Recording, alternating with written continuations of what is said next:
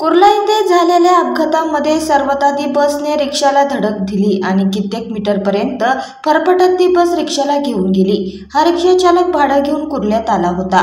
भाडं सोडलं आणि तलप आली म्हणून चहा प्यायला तो खाली उतरला। त्यानंतर जे घडलं ते सगळंच भयंकर होतं। रिक्षा चालक खाली उतरून चहाला जाणार तेवढ्यात भरधाव बेस्ट बसने त्याच्या रिक्षाला चिरडलं आणि फरफटत नेलं। यात रिक्षा चालक अगदी थोडक्यातच बचावला म्हणायला हवं। मृत्यू अगदी जवळ आला होता। ते म्हणतात ना तसं काळ आला होता पण वेळ आली नव्हती, असा प्रकार या रिक्षा चालकासोबत घडला आहे।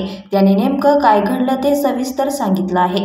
अनिल शहा असं त्या रिक्षा चालकाचं नाव असल्याची माहिती मिळाली आहे। तो रिक्षातून उतरला, तोच मागून भरधाव बसने रिक्षाला जोरदार धडक दिली। फक्त एका सेकंदामुळे त्या रिक्षावाल्याचा जीव वाचला, नाही तर तो आता ह्या जगात नसता। अनिल कुमार शहा असं ह्या 32 वर्षीय रिक्षा चालकाचे नाव असून कुर्ला इथे रात्री भरधाव बसने पहिले ज्या रिक्षाला जोरदार धडक दिली, या घटनेत अक्षरशः रिक्षाचा चुरा झाला। रिक्षा पाहिले तर तुम्हाला लक्षात येईल की यातील एक जण तरी वाचला असेल का, पण नशीब बलवंतर असल्याने या रिक्षातील प्रवासी कुर्ला स्टेशनवर उतरले आणि रिक्षा चालक रिक्षा बाजूला लावून चहा प्यायला रिक्षातून उतरला।